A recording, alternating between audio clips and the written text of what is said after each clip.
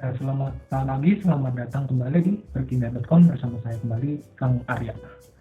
Dan pada video kali ini kita akan bahas tentang materi kimia dasar 2A, yaitu kinetika kimia. Sebelumnya kawan-kawan mohon maaf apabila videonya memang agak lama di uploadnya, karena materi pada hari ini memang banyak dan saya juga yang sibuk juga minggu ini. Teman nggak apa-apa, langsung saja. Nah, pertanyaan pembuka yang kita punya pada hari ini adalah, mengapa sebagian reaksi itu berjalan secepat kilat dan sebagian lain itu berjalan lama?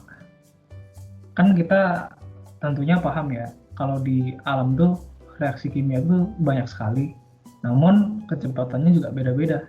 Nah, kira-kira faktor-faktor apa yang bisa menyebabkan hal tersebut gitu? Lalu, apabila kita sudah mengerti faktor-faktornya, kira-kira apa yang informasi yang bisa didapat atau disimpulkan setelah meninjau data kinetika satu reaksi? Nah, langsung saja kita ke definisi laju reaksi. Laju reaksi itu adalah kecepatan perubahan konsentrasi reaktan dan produk dalam suatu reaksi. Jadi, misalkan kita punya suatu reaksi seperti ini. AA tambah BB menjadi CC dan DD. Maka perubahan konsentrasi rata-rata A terhadap waktu bisa kita simpulkan sebagai delta A per delta T. Atau bisa kita ubah bentuknya, apabila T awalnya kita anggap sebagai 0, maka kita dapat mengubah bentuknya menjadi AT min A0 per T min 0. Seperti itu. Nah, sedangkan yang kita tinjau di laju reaksi ini apa? Yaitu laju reaksi instannya, di mana kita mengukur dengan interval waktu dan interval konsentrasi yang memang jauh lebih kecil dan dapat dinyatakan sebagai min dA per dt dengan tanda negatif menunjukkan pengurangan jumlah reaktan. Nah, untuk reaksi di atas berlaku hubungan berikut, yaitu min 1 per A dA per dt sama dengan min 1 per B dB per dt sama dengan 1 per C dC per dt sama dengan 1 per D dD per dt, di mana ABCD ini adalah koefisien reaksi, seperti itu. Nah, seperti ini apabila kita gambarkan grafik konsentrasi pada sumbu Y dan waktu pada sumbu X, maka kita akan mendapatkan relasi seperti ini. Dan yang kita ukur adalah instantaneous rate-nya, seperti itu. Nah, dalam hukum laju sendiri, kita mengenal suatu kesetimbangan. Dan tentunya di alam, segala macam reaksi kimia memiliki kesetimbangannya masing-masing, seperti itu. Namun memang kebanyakan reaksi kimia itu tidak berjalan mencapai kesetimbangannya, karena ada yang memang konstanta kesetimbangannya sangat besar, sehingga memang tidak dapat disimpulkan konsentrasi yang tersisa, konsentrasi reaktan yang tersisa itu seperti apa, karena perbandingannya akan menjadi sangat besar, seperti itu. Nah, namun apa imbasnya terhadap laju reaksi? Nah, imbasnya terhadap laju reaksi adalah kita mengenal suatu term bernama net rate di sini, yaitu laju ke arah produk dan laju ke arah reaktan. Nah, untuk suatu reaksi kesetimbangan ini, kita menotasikan laju pembentukan produknya dengan dP per dt, dengan K1 adalah konstanta laju untuk maju ke depan, dan K2 adalah konstanta maju untuk ke belakang. Jadi, untuk suatu reaksi berkesetimbangan, ungkapan kinetisnya adalah seperti ini, di mana A dan P adalah konsentrasi reaktan, seperti itu. Nah, lalu setelah kita melihat penggunaan konsentrasi dan penggunaan konstanta laju, kita juga mengenal suatu term yang bernama order reaksi. Apa itu order reaksi? Jadi contohnya kita punya reaksi dari AA menjadi produk. Nah, laju reaksinya adalah K A pangkat N. Dengan N ini adalah order reaksi atau eksponen dari suatu reaksi. Nah, apa yang bisa kita interpretasikan dari order reaksi ini? Jadi apabila konsentrasi A itu dinaikkan menjadi C kali konsentrasi awalnya, maka laju reaksi akan meningkat sebanyak Cn kali, seperti itu. Nah, perlu diketahui juga bahwa N itu tidak memiliki kaitan dengan koefisien A. Dan ini ditentukan melalui eksperimen seperti itu. Nah, contoh, kita punya suatu reaksi antara NO dan O2 menjadi NO2. Nah, kira-kira apa yang bisa kita interpretasikan dari data ini? Kita coba lihat, apabila konsentrasi NO kita jaga tetap konstan atau sama, sedangkan konsentrasi O2 itu kita naikkan sebanyak 3 kali, maka laju reaksinya akan meningkat sebanyak 3 kali. Maka kalau misalnya saya kalikan 3 dan lajunya meningkat sebanyak 3 kali juga, maka kita udah menentukan order reaksi terhadap O2-nya itu berapa, yaitu 1, seperti itu. Nah, sedangkan kalau kita buat konsentrasi O2-nya itu konstan, sedangkan konsentrasi NO-nya itu adalah dinaikkan sebanyak 2 kali lipatnya, maka laju reaksinya akan meningkat sebanyak kira-kira 4 kali lipatnya, sekitar 4 lah ini. Jadi maka 2 pangkat N sama dengan 4, maka N sama dengan 2. Ini adalah order reaksi terhadap NO, seperti itu. Nah, ini adalah contoh penggunaan data eksperimen untuk menentukan order reaksi. Nah, apa imbasnya dari order-order yang ada itu terhadap kecepatan suatu reaksi? Nah, kita mengenal suatu hukum laju yang terintegrasi yang mengaitkan relasi antara konsentrasi dan waktu serta order. Nah, apabila saya memiliki reaksi order ke 0, maka perubahan konsentrasi yang ada pada konsentrasi awal itu tidak mengakibatkan perubahan laju, seperti itu. Maka kita dapat menotasikannya sebagai min dA per dt sama dengan K. Ini tandanya negatif karena apabila reaksinya adalah A menjadi produk, maka A sebagai reaktannya akan berkurang. Setelah itu kita akan mengintegralkan dari AT ke A0. Kita dapatkan persamaan seperti ini, sehingga kita dapatkan persamaan akhir AT sama dengan min KT tambah A0. Nah, lalu bagaimana kita dapat menentukan T setengahnya atau waktu paruhnya? Waktu paruhnya adalah A0 per 2K, karena waktu paruh ini definisinya apa? Waktu paruh ini adalah waktu di mana konsentrasi awal akan berubah menjadi konsentrasi setengahnya dari awal gitu. Jadi setengah A0 sama dengan min KT tambah A0. Kita kurangi, ganti ruas saja. Jadi setengah A0 sama dengan KT. Karena kita hilangkan tanda negatifnya. Lalu T setengahnya tinggal saja A0 per 2K. Seperti itu. Nah, lalu reaksi order ke-1. Misalnya min dA per dt sama dengan K A pangkat 1. Lalu kita integralkan serupa seperti yang tadi. Lalu karena integral super x dx sama dengan tan nilai mutlak x tambah c, maka kita dapatkan persamaan seperti berikut.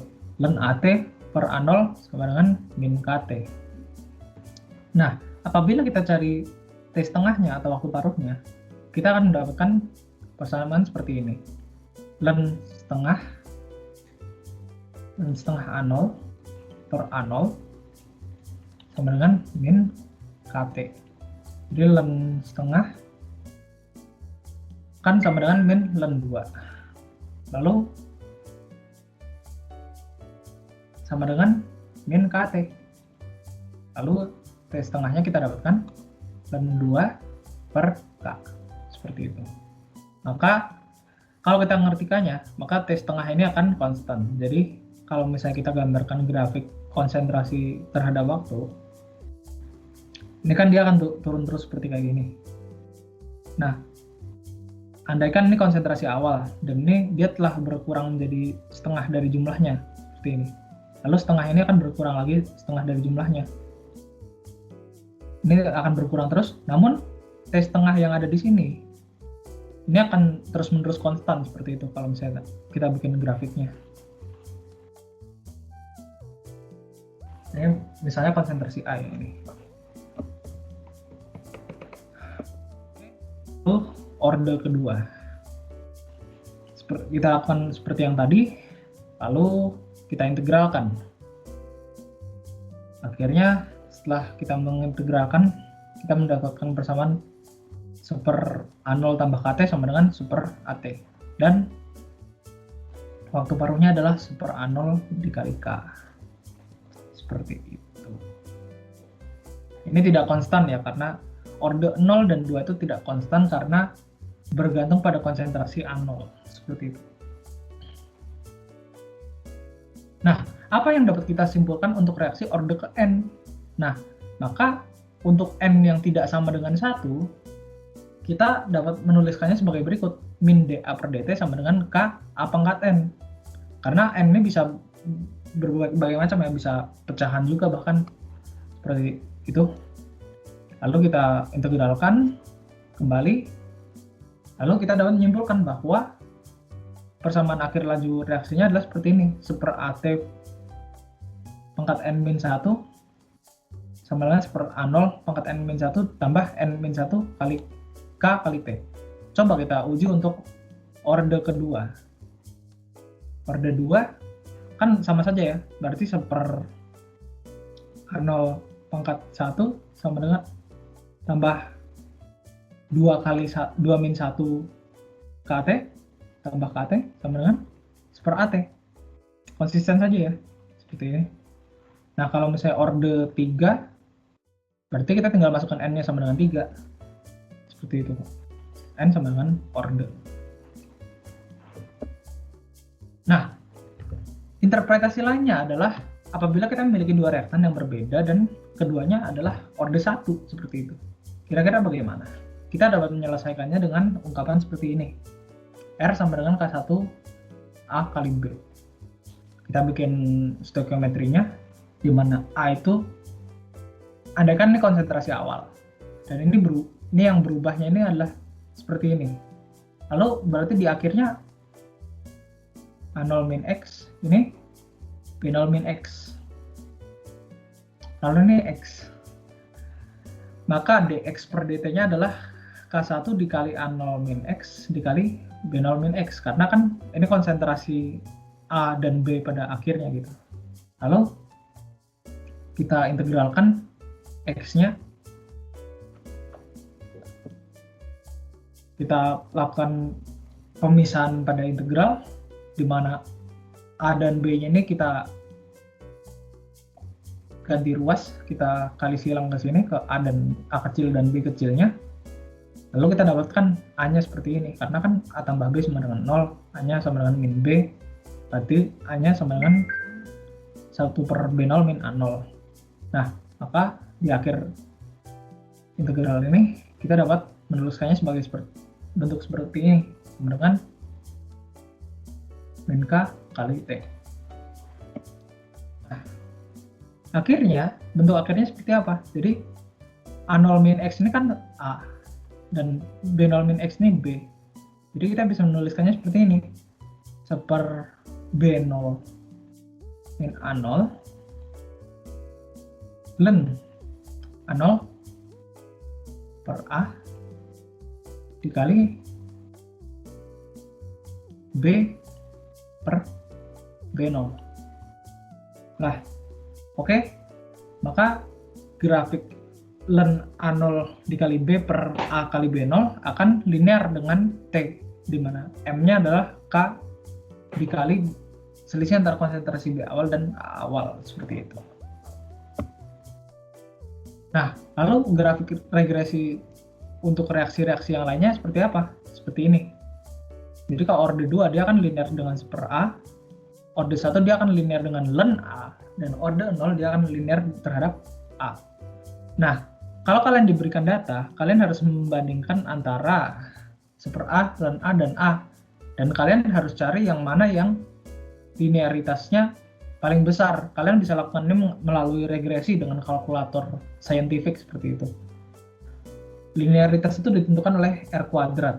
Jadi misalnya kalian udah regresi nih, lalu kalian nemu R kuadratnya misalnya orde 2 sama dengan 0,968. Orde 1 0,9999, orde 0 misalnya 0,921 gitu. Maka kemungkinan besar reaksinya adalah orde 1 karena ini adalah grafik yang paling linear terhadapnya. Nah, kalau misalnya tidak linear kan bisa saja bentuknya seperti ini, mencong-mencong seperti ini, atau bahkan bisa zigzag seperti ini. Karena regresi itu memang tergantung distribusi itu. Jadi kita mencari yang distribusinya itu paling kontinu dan paling teratur seperti itu. Jadi ini contohnya adalah titik-titik distribusi dari regresi, maka kita bisa mendapatkan linearitasnya itu dari regresinya tersebut gitu.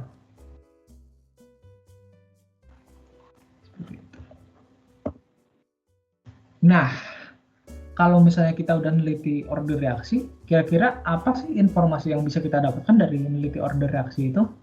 Tentu kita bisa mendapatkan molekularitas reaksi, yaitu bagaimana reaksi tersebut tuh dapat berjalan dari sudut pandang molekuler.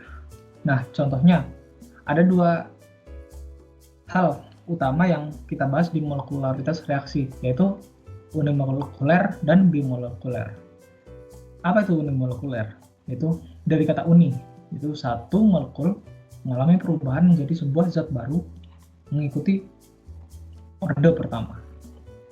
Sedangkan bimolekuler, itu dua molekul saling bertembukan dan bertukar energi dan saling mengalami perubahan mengikuti orde 2. Ini contoh reaksi unimolekuler, di mana ini akan berubah menjadi siklopropana, dan ini adalah contoh reaksi bimolekuler, di mana kedua molekul ini akan berinteraksi menjadikan orde totalnya 2 seperti itu. Ini contohnya, ini namanya adalah isomerisasi ya guys. Kenapa? Karena rumus molekulnya sama tapi strukturnya beda. Kalian bakal belajar ini di kimia organik. Nah, berbicara mengenai reaksi bimolekuler, tentunya kita mengenal suatu term lagi yang namanya adalah tumbukan. Nah, postulat utamanya adalah laju reaksi itu proporsional terhadap jumlah tumbukan efektif antara molekul reaktan. Karena seperti yang kita ketahui, tentunya dalam suatu reaksi misalnya 1 mol A dan 1 mol B kan berarti ada 6 kali 10 pangkat 23 molekul A dan molekul B. Ini tentunya adalah jumlah tumbukan yang sangat banyak guys. Dan ini tidak semuanya akan menghasilkan, belum tentu semuanya akan menghasilkan reaktan, karena pasti ada proses tumbukan yang efektif dan tidak efektif gitu. Karena untuk bisa melalui tumbukan yang efektif, suatu reaktan harus memiliki energi potensial yang energi kinetik yang cukup untuk dikonvert menjadi energi potensial seperti itu. Lalu kita akan mengenalnya nanti di energi aktivasi. Nah, jadi faktor-faktor yang mengaruhi jumlah tumbukan efektif itu apa saja? Itu yang pertama konsentrasi molekul. Karena kalau misalnya kita tingkatkan, maka jumlah kemungkinan terjadinya tumbukan itu akan makin banyak seperti itu. Lalu yang kedua, orientasi molekul. Contohnya, saya memiliki NO2Cl. Saya memiliki contohnya gas NO2.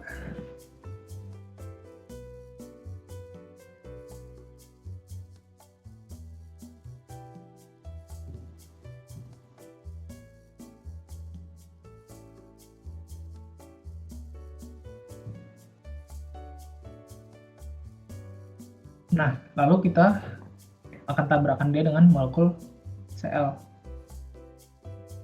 Nah, kalau misalnya tumbukannya di sini, misalnya kita produk akhirnya pengen membentuk seperti NO2Cl. Minus, terus ini plus. Nah, tentunya tumbukan yang ada di sini, ini kan nggak bakal menghasilkan produk kan, karena nggak seperti struktur akhir yang kita harapkan. Nah, tumbukan yang efektif itu akan terjadi di sini.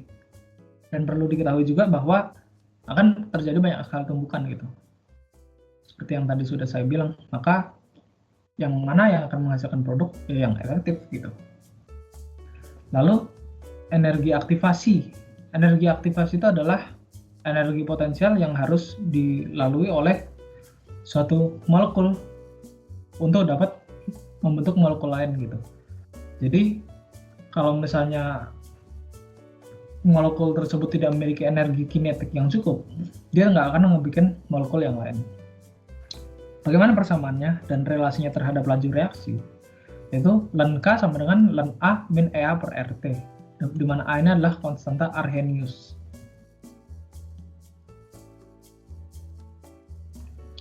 Lalu yang terakhir adalah temperatur. Kalau misalnya temperaturnya saya naikkan, maka energi kinetik dari suatu molekul akan bertambah dan mengakibatkan tumbukan yang lebih efektif. Seperti itu. Nah, bagaimana kita mendeskripsikan energi aktivasi pada suatu molekul dan pengaruhnya terhadap reaksi tersebut? Nah, kita dapat membuat suatu grafik yang bernama koordinat reaksi. Contohnya, saya memiliki reaksi CH3Cl tambah OH-. Jadi CH3OH tambah Cl-. Seperti itu. Nah, tentunya kita dapat membuat suatu koordinat reaksi seperti ini, di mana secara eksperimen delta H-nya adalah negatif atau dia melepas energi. Dia lebih senang bereaksi gitu. Jadi ini delta H-nya ke bawah sini. Ini adalah delta H. Lalu ini yang jadi gunung, ini adalah energi aktivasi, di mana ini adalah energi potensial yang harus kita lalui untuk membuat suatu reaksi seperti itu. Nah, kalau misalnya tumbukannya itu sukses, maka dia akan berjalan secara lancar seperti ini, langsung mencuat lalu turun energinya. Nah, kalau misalnya gagal, dia akan berusaha naik tapi gagal, dia kembali lagi ke produk awalnya seperti itu. Nah, ini seperti persamaan yang sudah saya breakdown tadi. Ini adalah energi potensial di sumbu Y dan koordinat reaksi pada sumbu X. Nah, yang di sini adalah keadaan transisi. Ini menunjukkan suatu mekanisme reaksinya, yaitu OH-nya akan mendorong ion Cl yang ada di sini keluar. Dan ini karena keadaan transisi ini energinya sangat besar, maka tentunya kita gambarkan di koordinat reaksinya itu adalah naik seperti kayak ini. Nah, seperti itu. Kalau misalnya kita pengen ngeisolasi keadaan transisi, itu nggak mungkin guys. Karena kenapa? Karena energi yang ada di sini ini besar sekali, sehingga molekulnya itu tidak stabil. Contohnya kan, lihat saja ini, ikatannya kan putus-putus. Jadi dia nggak bakal bisa diisolasi seperti itu. Nah, lalu gimana kalau misalnya reaksinya itu, contohnya dapat berjalan dua arah gitu. Jadi misalnya A dan B bereaksi menjadi C. Ini adalah energi aktivasinya. Lalu bagaimana kita mengungkapkan energi aktivasi untuk reaksi sebaliknya? Itu C menjadi A tambah B. Itu kita langsung lihat sininya saja. Karena kalau misalnya delta H-nya eksotermis atau negatif, maka tentunya delta H untuk reaksi ini akan endotermis. Dan ini adalah energi aktivasinya. Nah, maka ER reverse sama dengan min delta H reaksi awal min delta H forward tambah EA awal, EA forward, seperti itu.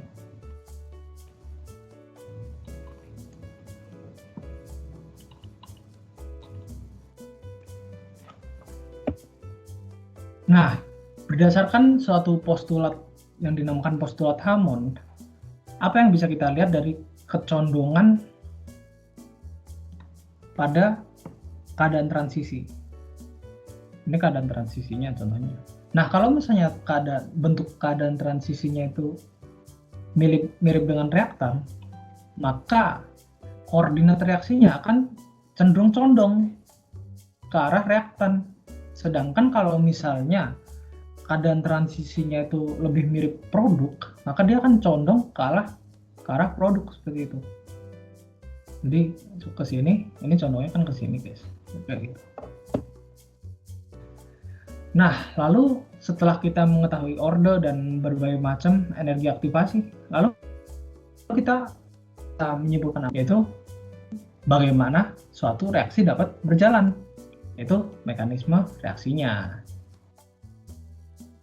Perlu diketahui juga bahwa ini adalah suatu hal yang hipotetis. Jadi kita harus menentukan ordenya terlebih dahulu dan hukum lajunya terlebih dahulu untuk mendapatkan mekanisme reaksi yang ideal gitu.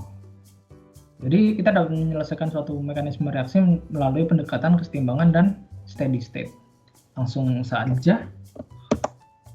Contohnya kita punya suatu proses elementer atau proses yang melibatkan suatu tumbukan. Contohnya tinjau reaksi 2A menjadi B tambah C. Dan hukum lajunya itu adalah R sama dengan K kali A pangkat 2. Ini masih reaksi yang simple atau one step saja, di mana eksponen pada reaksi elementer ini adalah sama dengan koefisien reaktan. Maka kesimpulannya apa? Untuk reaksi dengan beberapa tahapan-tahapan yang ada pada reaksi tersebut itu sebetulnya adalah satu persatunya merupakan reaksi elementer. Contohnya 2A menjadi B tambah C, lalu B tambah C menjadi D. Ini adalah dalam reaksi dua langkah ini adalah dua tahap elementer seperti itu. Lalu kalau misalnya udah ada reaksi elementer, apakah semuanya akan mengikuti hal tersebut? Tentunya tidak. Nah, kita tinjau saja reaksi 2XA menjadi Y tambah Z, di mana R atau laju reaksinya, rate, sama dengan K dikali konsentrasi XA. Waduh, kok ini pangkatnya cuma satu doang, padahal koefisiennya 2. Nah, berarti apakah yang terjadi itu hanya tumbukan antara dua molekul? Maka kita dapat menyimpulkan bahwa yang terjadi itu bukan seperti itu. Lalu kita mengusulkan suatu mekanisme. Mekanismenya adalah contohnya XA pertama lepas jadi X tambah A. Lalu XA tambah A menjadi Y tambah Z. Nah, kira-kira yang mana yang menjadi tahap penentu laju ini? Yang menentukan lajunya kira-kira yang mana? Ini contohnya K1 dan K2. Tentu yang pertama, karena produk ini nggak mungkin terbentuk kalau misalnya fragmen ini nggak kebentuk gitu. Jadi ini akan menjadi tahap penentu laju gitu.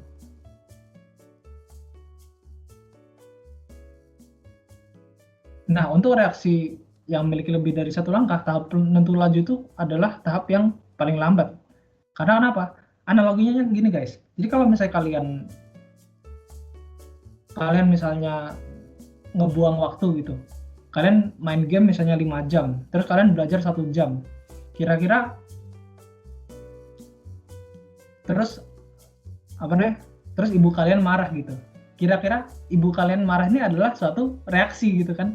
Nah, kalau misalnya kalian heran kenapa ibu kalian marah, kira-kira kenapa guys?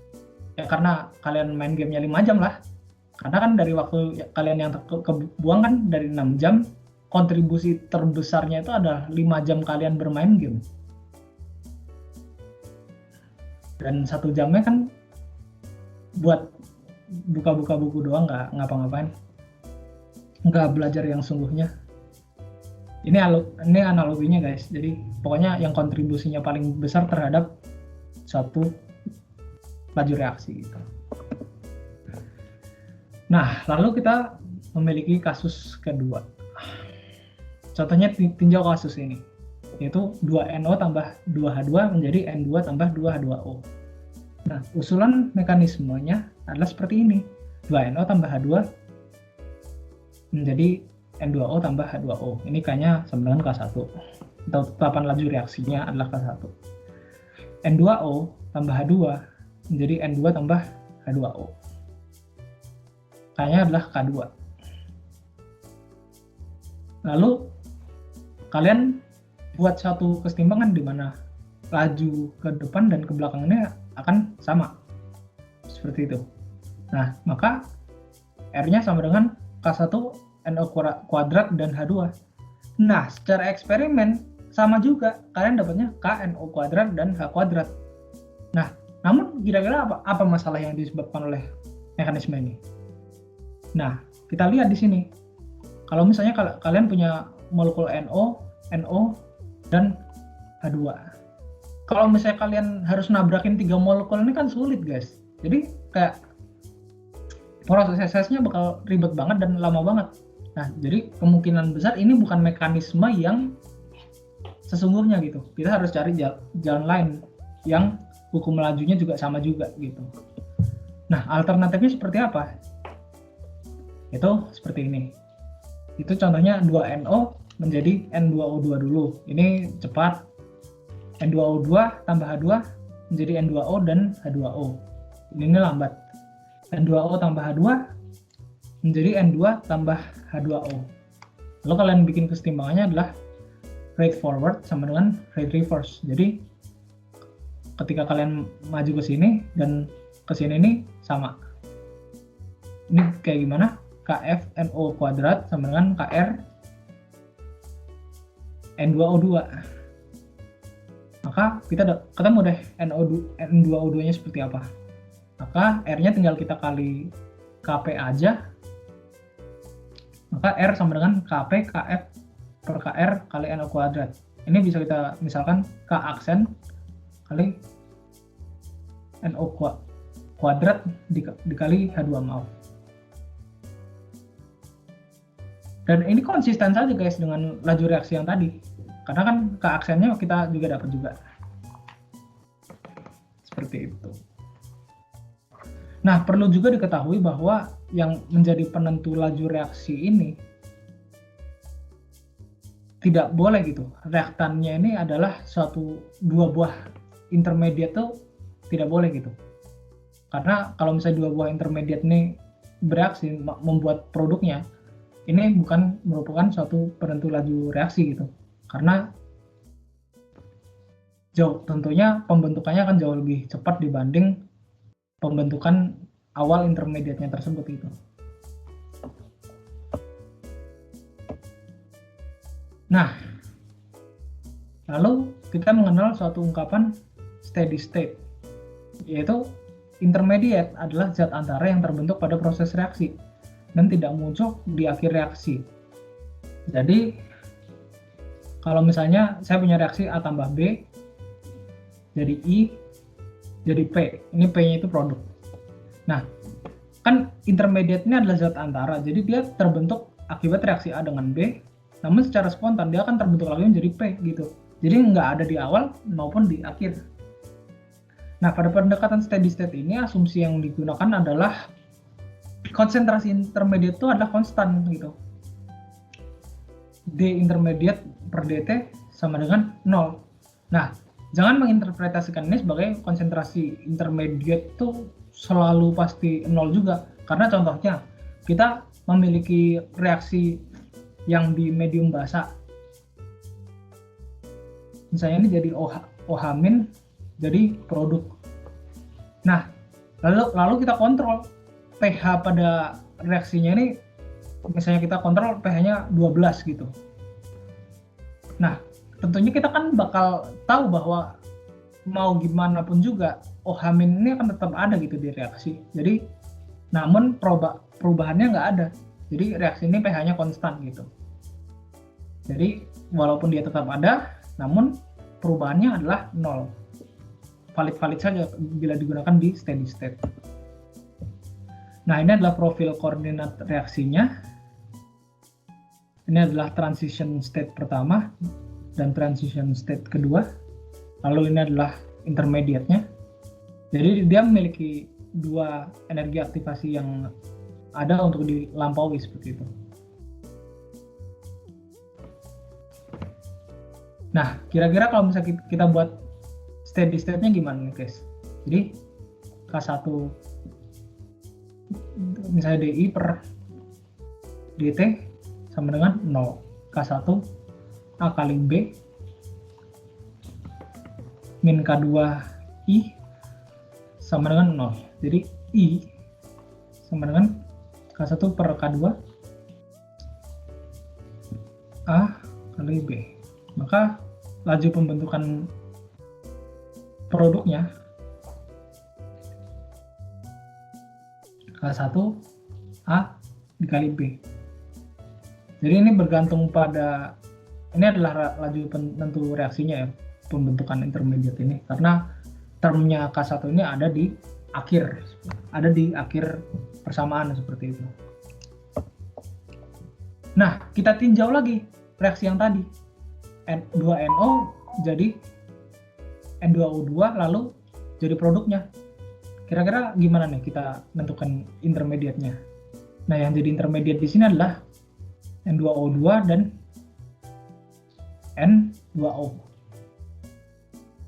Namun karena kita sudah tahu bahwa tahap kedua ini adalah tahap penentu laju reaksi atau rate determining step gitu.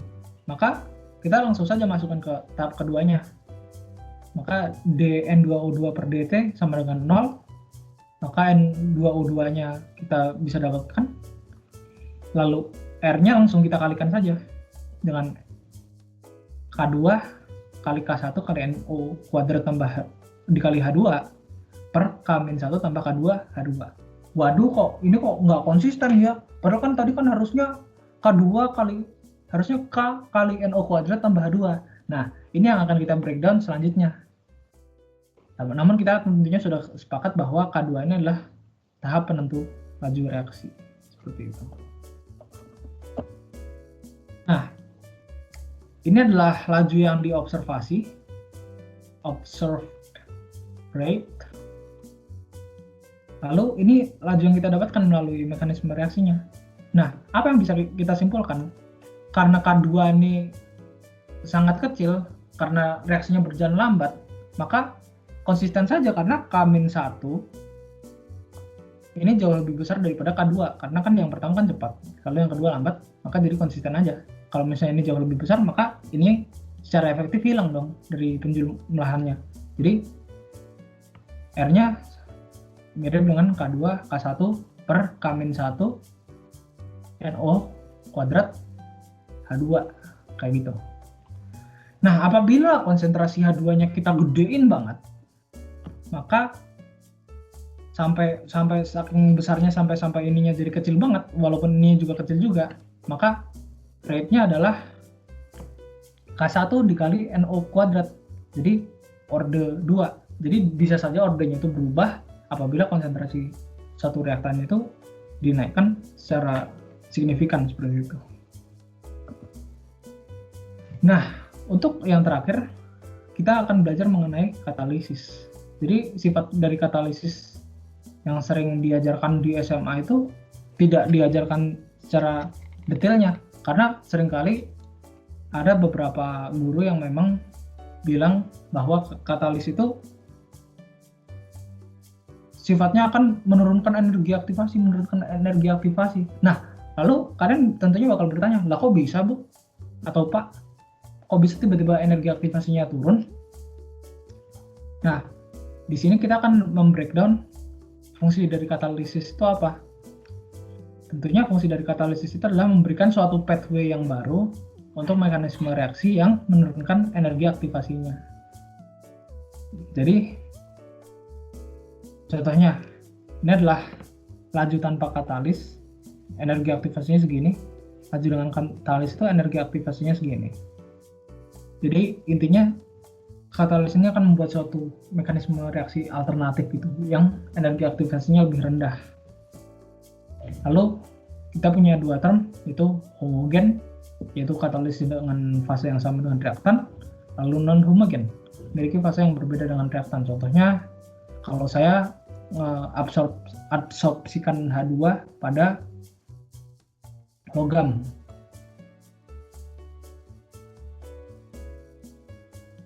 Contohnya saya pengen ngehidrogenasi suatu hidrokarbon seperti ini, jadi seperti ini, dari etena jadi etana gitu. Nah, tentunya kalau saya cuman pakai H2 kan lama banget ya reaksinya. Nah, katalis ini akan memberikan alternatif mekanismenya. Jadi dia akan narik molekul H2 di sini jadi kayak gini, H sama H, dia tarik di sini. Dan dia juga narik juga ininya, etenanya di sini dia tarik juga. Nah, akhirnya ininya kan udah kebuka, ininya udah ketarik juga. Nah, ini kan lebih mudah dia nyerang ke sini daripada dia dipaksa mutusin double bondnya yang ada di sini. Seperti itu. Maka energi aktivasinya akan menurun seperti itu. Nah, sekian dari saya, kurang lebihnya mohon maaf. Sampai ketemu lagi di perkimia.com.